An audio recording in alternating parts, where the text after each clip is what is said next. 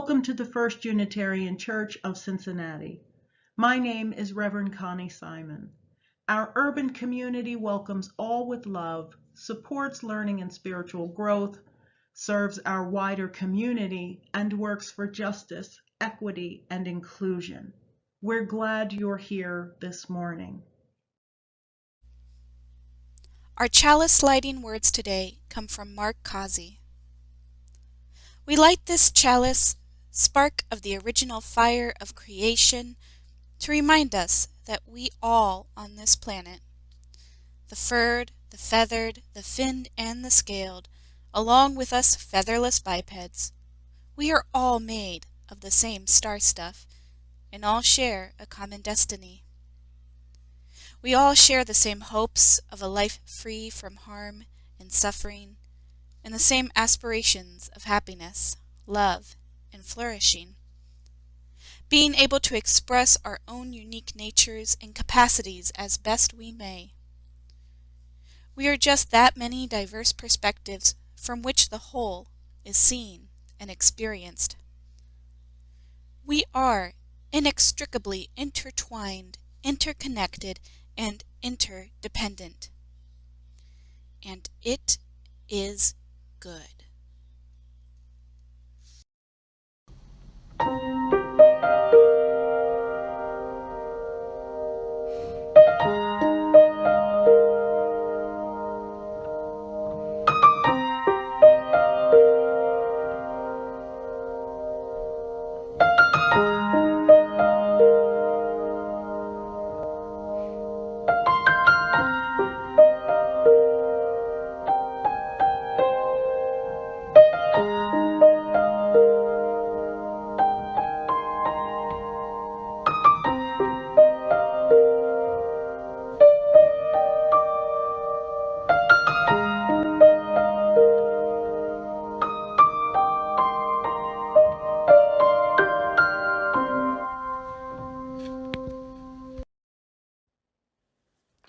This is Dave Wallace. Our opening words today come from Lorelei Greenwood Jones. For the love of all began with the world. All of nature is sacred. Every creature is a thinking, feeling being. We are blessed with wondrous variety. We are part of nature and of every being on the planet. What we do to one affects the many.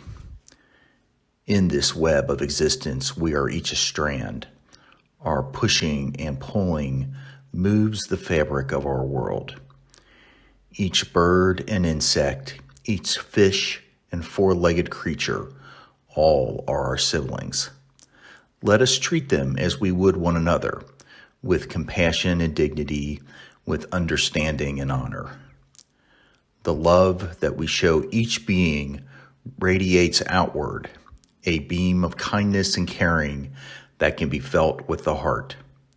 And, in turn, our hearts receive that love from each being, and it echoes onward to eternity.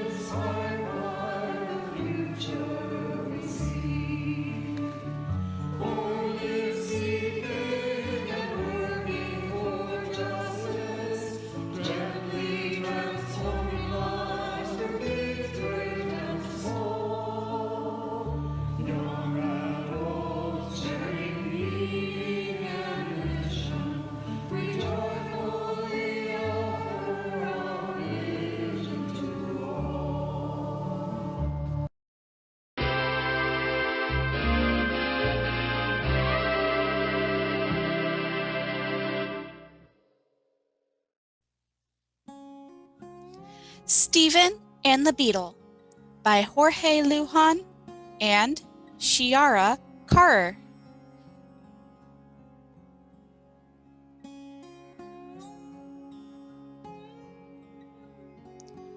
One afternoon, Stephen saw a beetle. He took off his shoe and raised his arm.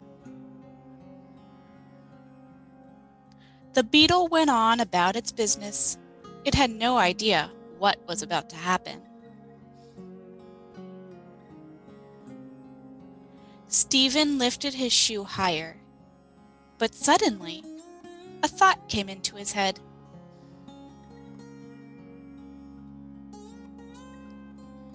Where was the beetle going anyway? To which corner of the garden? And what for? If I drop my shoe, thought Stephen, the day will go on just the same, except for one small thing.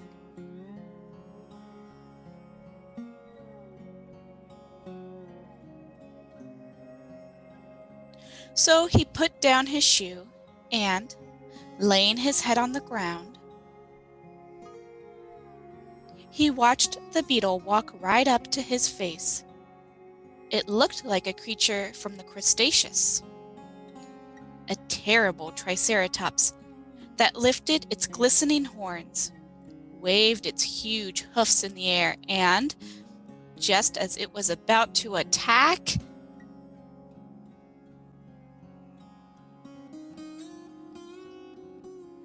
seemed to remember something.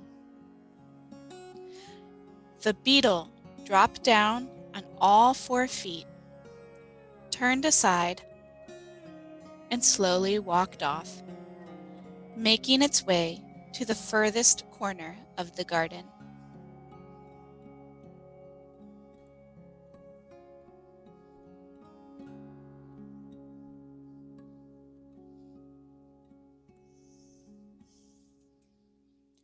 I wonder, how do you react when you see a bug?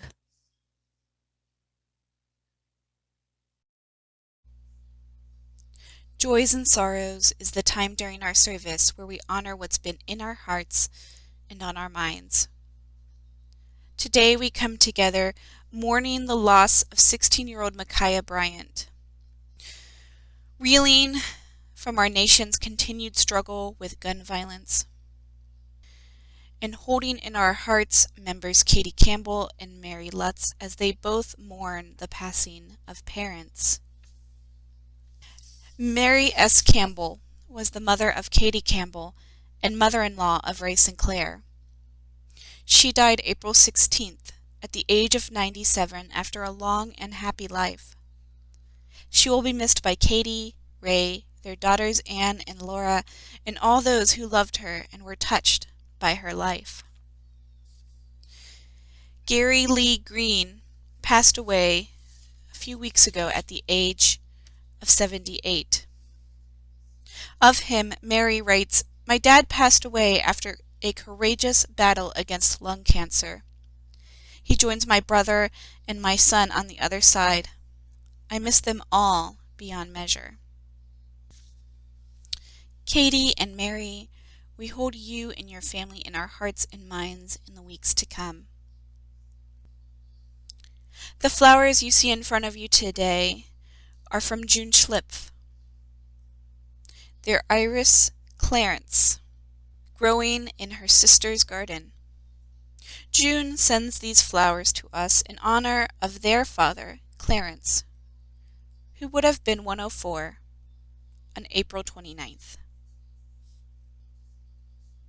With so much heartache in the world, it is hard to believe that there could be any joy, and yet there is.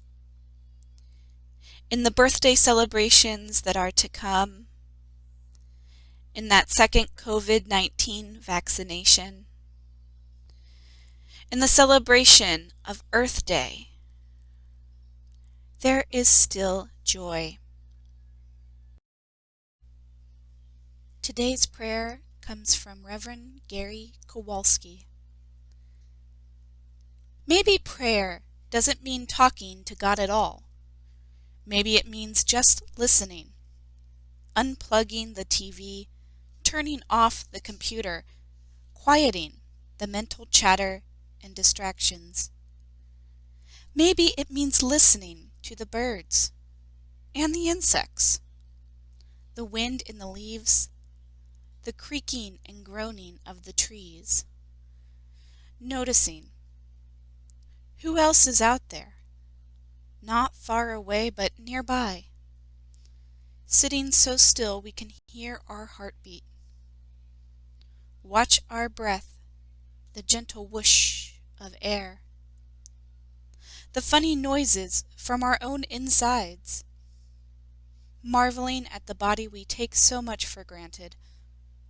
Maybe it means listening to our dreams, paying more attention to what we really want from life, and less attention to all the nagging, scolding voices from our past.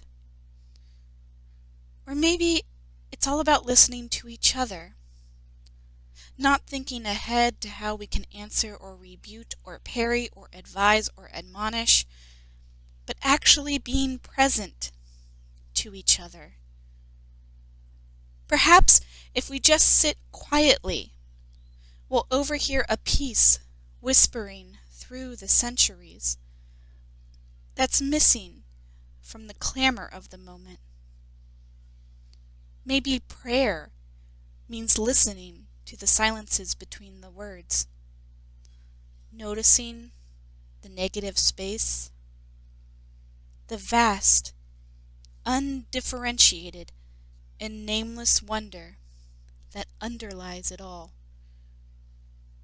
Maybe prayer doesn't mean talking to God at all, but listening with the heart to the angel choirs all around us. Those who have hearts, let them hear.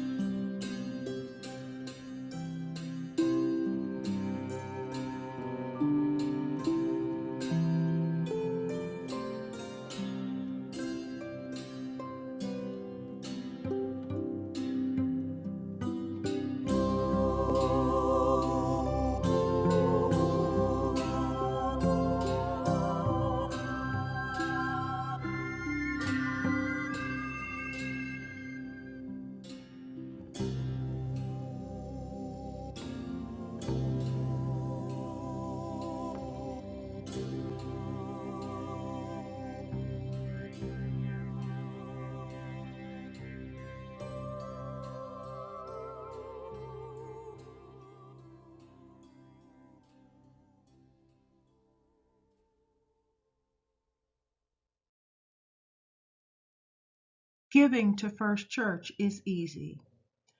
Text GIVE to 513-717-7373, or if you have access to our Breeze member system, click Give Now. You can also give online at firstuu.com, or you can mail your check to 536 Linton Street, Cincinnati, Ohio 45219. If this is your first time visiting us, we invite you to let the virtual plate pass you by. Your presence is your gift to us. Our offering will now be gratefully received.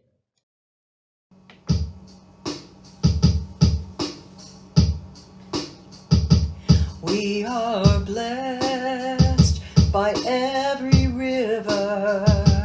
Every river makes us whole with its riches and its beauty. Every river feeds our soul, and we are called as keepers of the earth. We are called to speak its sacred worth for our children and our children's children. We are called as keepers of the earth. We are blessed by every mountain. Every mountain makes us whole with its riches and its beauty. Every mountain feeds our soul, and we are called as keepers of the earth. We are called to speak its sacred worth for our children and our children's children. We are called as keepers of the earth.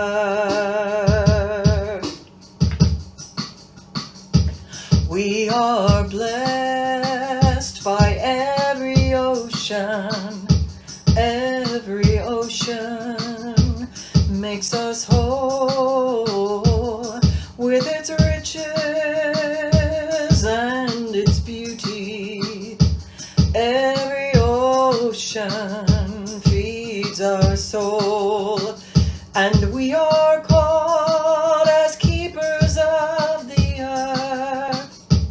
We are called to speak its sacred worth for our children and our children's children. We are called as keepers of the earth. We are blessed by every creature. Every creature makes us whole with their riches and their beauties. Every creature feeds our soul, and we are called as keepers of the earth. We are called to speak its sacred worth for our children and our children's children. We are called as keepers of the earth.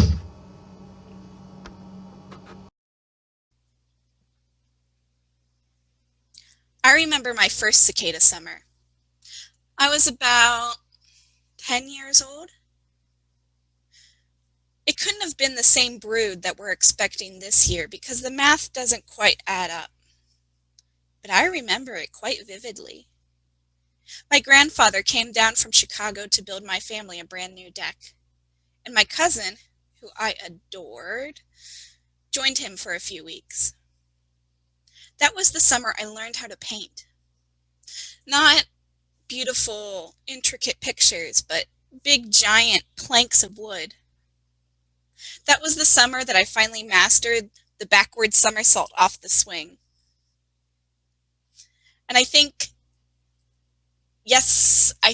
I ate a peanut butter and cocoa crispy sandwich every day for lunch that summer. What do I remember about the cicadas? I remember them being everywhere, and that the sound permeated our 1970s house. I remember finding a cicada shell still stuck to a tree, gently pulling that off, cupping it in my hands as I walked into the house, sneaking it up the stairs, and then delicately, oh so delicately, placing it down on my mother's dresser so that she would be scared later. She told me a few weeks after, once I finally asked her about it, that she was scared when she saw it. But I never heard her scream, and quite frankly, I am still disappointed in that. But as we've prepared for this coming cicada summer, I've done a bit of digging. Sorry, sucker for puns. I've done a bit of research on insects. And I have found some fascinating things. For example, did you know that fruit flies paved our way to the stars? True story. Fruit flies were the first living creatures to be sent into space in 1947 to test the effects of radiation at high altitudes. How about that? And bees. We all know that bees are essential to life here on Earth. But did you know that bee venom has actually been used as far back as ancient Egypt to treat arthritis and tendinitis and sclerosis? I had no clue. Oh, and let's talk about crickets. Do you know that crickets are the fastest growing meat in the world? This is true. And if all of us replaced half of our meat consumption with crickets, we would free up an area of land 70 times the size of the UK. Imagine what we could do with all that land. I would think we could actually save our planet if you can stomach the idea of eating an insect. Now, as cool as I think these bug facts are, perhaps the most important thing I've taken from my research are the life lessons. So if you give me a moment, I'm going to share those with you right now. To begin, I want you to consider the spider. Now, I don't know about you, but spiders eke me out. I know your average house spider is not going to hurt you. I know they're actually great for pest control. And I hear that spider silk is 10 times the strength of steel, which is absolutely amazing. But still, I find spiders a bit scary. And when I think about their webs, the fact that they spin their webs to catch other insects so that they can eat, that's a bit gruesome. But have you ever seen a spider web with dew on it? I once saw a spider web that spanned the length between my house and my neighbor's house, easily 15 feet. What a wonderment that was. And you know, what I've taken from my study of spiders is that life is a lot like a spider web. At times it's scary and it's gruesome, but it's also beautiful and full of wonder.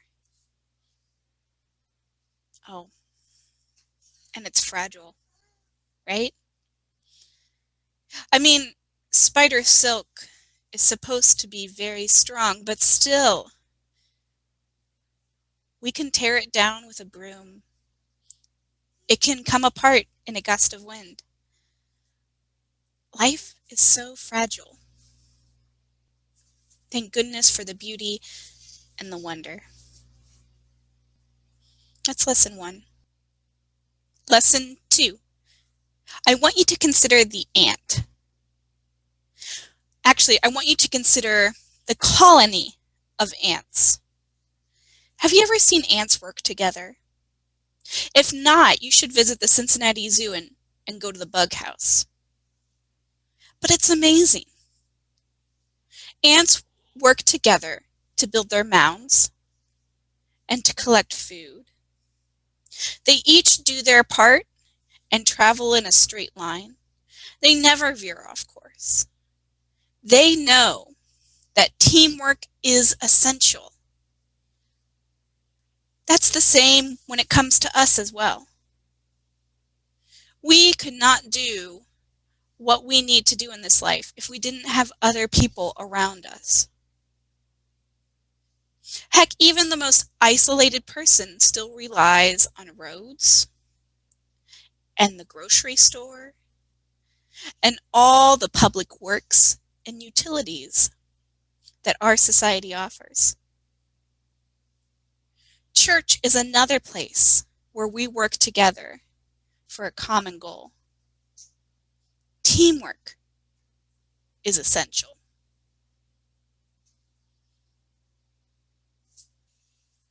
Third, I want you to consider the butterfly, or perhaps the caterpillar that becomes the butterfly. You see, when the caterpillar is ready to metamorphose, it attaches itself to a twig, creates the chrysalis around it, and begins to break down. Everything that was the caterpillar is no more and starts to rearrange itself. It starts to change into the butterfly. Change. It can be so difficult. It can be potentially very scary. Everything you know may break down and become no more. But it is necessary for survival. The caterpillar cannot perpetuate the species if it does not become a butterfly.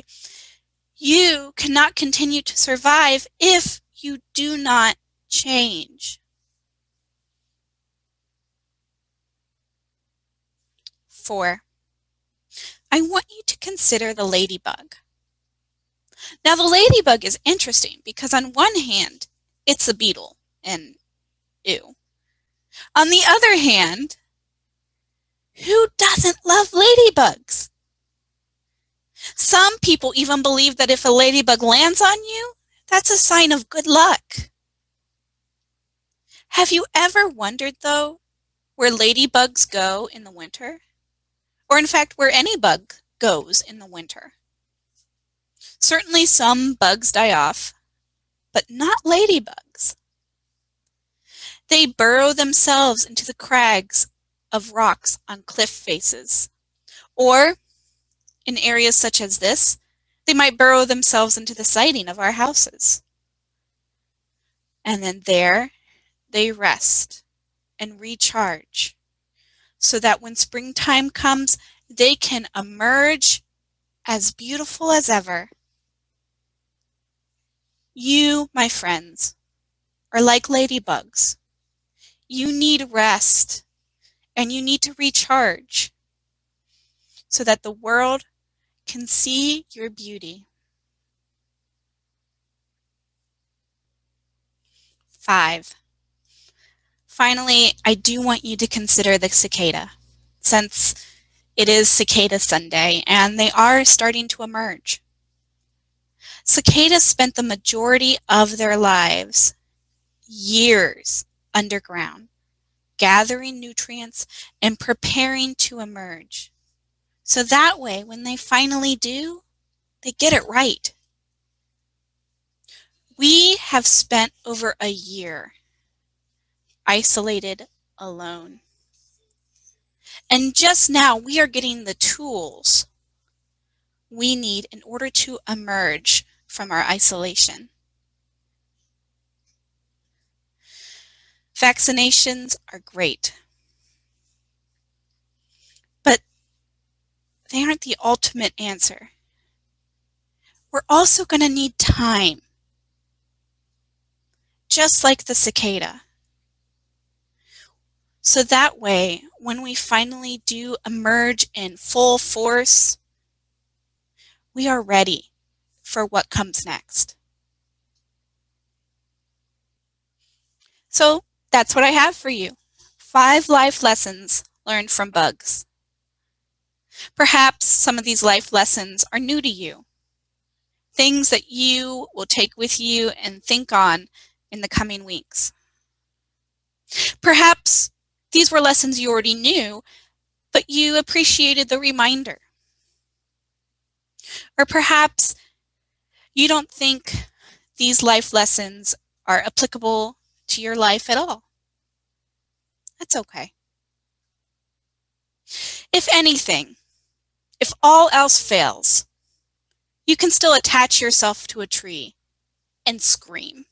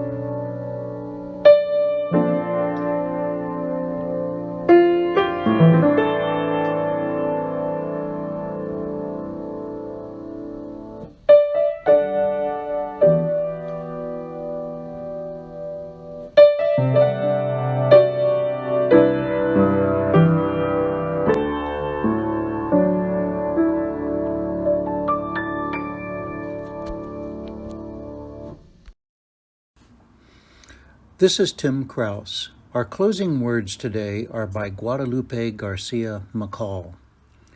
I dug my toes into the dirt and felt a tickle at my heel. A pretty nymph had crept up there and made me jump and squeal. What do you want from me? I asked the young cicada. I need to climb up on that tree, to feel the sun, to have some fun, to shed my skin and rest and sing. I need time to think, to shake the days from all that sleep and dust off my brand new wings. So I let her climb upon my finger and placed her gently on the bark, that she may crawl up to the top and someday soon enjoy the park. Please join me as we extinguish our chalice by reading together these words. We extinguish this flame, but not the light of truth, the warmth of community, or the fire of commitment. These we carry in our hearts until we are together again.